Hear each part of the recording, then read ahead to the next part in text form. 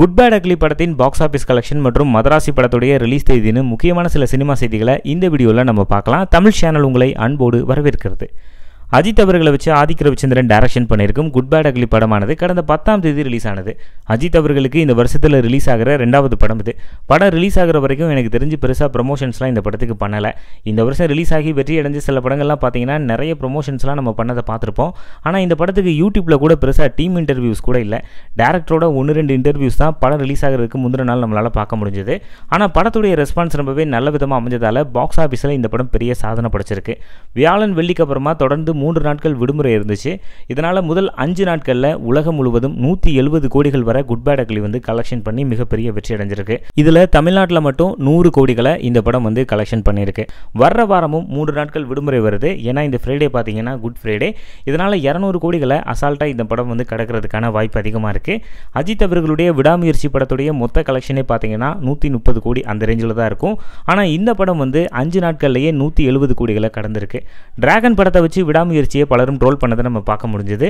ஆனால் டிராகன் படத்தின் மொத்த கலெக்ஷனையும் 5 நாட்கள்லேயே இந்த படம் வந்து பீட் பண்ணிருச்சு அப்படின்னு தான் சொல்லணும். முதல் நாள் பாக்ஸ் ஆஃபீஸ் மட்டும்தான் அஃபிஷியலாக வந்து அனௌன்ஸ்மெண்ட் பண்ணாங்க இந்த படத்தை தயாரித்த மைத்ரி மூவி மேக்கர்ஸ். அதுக்கப்புறம் எதுவுமே அஃபிஷியலாக பண்ணலை.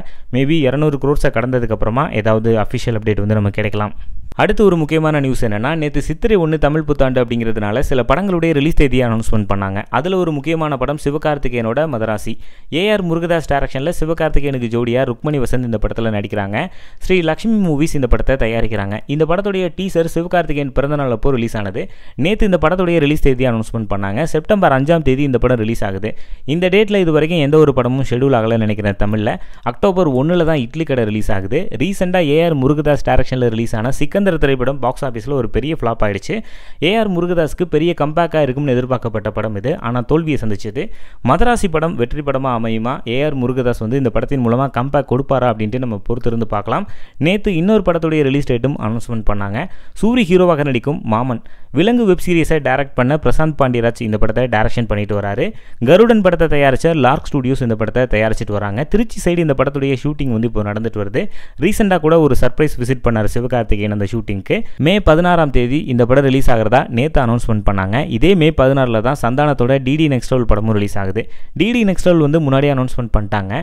சந்தானமும் சரி சூரியும் சரி காமெடியன்களாக இருந்து ஹீரோவாக மாறின நடிகர்கள். இவங்க 2 பேருடைய படமும் ஒரே நாளில் ரிலீஸ் ஆகிறது கொஞ்சம் கவனிக்கப்பட வேண்டிய விஷயம் தான். அடுத்தது ஹரிஸ் கல்யாணோட 15வது படத்தின் அஃபிஷியல் அப்டேட் நேற்று வந்துச்சு. கவினை வச்சு லிஃப்ட் படத்தை டைரக்ஷன் பண்ண வினித் வரப்பிரசாத் இந்த படத்தை டைரக்ஷன் பண்ணிட்டு வராரு. இந்த படத்துடைய ஷூட்டிங்கை ஆல்ரெடி ஸ்டார்ட் பண்ணிட்டாங்க. பட் நேற்று தான் அஃபிஷியலான அப்டேட் வந்து விட்டாங்க. ஹரிஸ் கல்யாணுக்கு ஜோடியாக பிரீத்தி முகுந்தன் இதில் நடிக்கிறாங்க. ஹரிஸ் கல்யாணுக்கு 100 கோடி வானவில் டீசல்னு சில படங்கள் லைனப்பில் இருக்குது.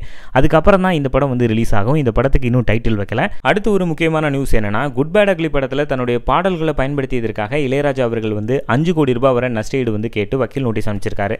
இந்த படத்தில் ஒத்தாரு பாய் தரேன், இளமை இதோ இதோ உள்ளிட்ட சில பாடல்களை வந்து பயன்படுத்தியிருப்பாங்க. இதுக்காக 5 கோடி ரூபாய் வரை நஷ்டஈடு அவர் கேட்டிருக்காரு. இந்த பாடல்களை ரிமூவ் பண்ணணும், இந்த பாடல்கள் மூலமாக வந்து வருமான கணக்கை வந்து காட்டணும் அப்படின்ட்டு படத்தை தயாரித்த தயாரிப்பு நிறுவனமான மைத்ரி மூவி மேக்கர்ஸ்க்கு வந்து நோட்டீஸ் வந்து அனுப்பிச்சிருக்காங்க. ஒரு வாரத்துக்குள்ளே விளக்கம் கொடுக்கணும், இல்லைனா கோர்ட்டில் வந்து வழக்கு தொடரப்படும் அப்படின்னு சொல்லியிருக்காங்க. இதுக்கு விஷயம் என்னவா இருக்கும் அப்படின்னு பார்த்தீங்கன்னா, இந்த பழைய பாடல்களுக்கான காப்பிரைட்ஸ் வந்து வேற ஒரு நிறுவனத்துக்கிட்ட இருந்திருக்கும். அவங்க கிட்ட இருந்து தான் இந்த படக்குழு வந்து லைசன்ஸை வாங்கியிருப்பாங்க. இதே மாதிரி தான் மஞ்சுமேல் பாய்ஸ் படத்துக்கும் வந்துச்சு. அவங்களும் வேற ஒரு நிறுவனத்துக்கிட்ட இருந்து தான் லைசன்ஸ் வந்து வாங்கியிருந்தாங்க. ஸோ தயாரிப்பு நிறுவனம் வந்து இளையராஜாவுக்கும் செட்டில் பண்ணிட்டாங்கன்னா இந்த ப்ராப்ளம் வந்து ஈஸியாக சால்வ் ஆகிடும். ஸோ இதை பற்றின உங்களுடைய கருத்துக்களை வந்து நீங்கள் கீழே உள்ள கமெண்ட் பாக்ஸில் மறக்காமல் பதிவு பண்ணுங்கள். ஏன்னா இந்த மாதிரி இஷ்யூ வந்து அடிக்கடி வந்துகிட்டே இருக்குது. மேலும் சினிமா செய்திகளுக்கு நம்மளுடைய தமிழ் சேனலை சப்ஸ்கிரைப் பண்ணி ஃபாலோ பண்ணுங்கள்.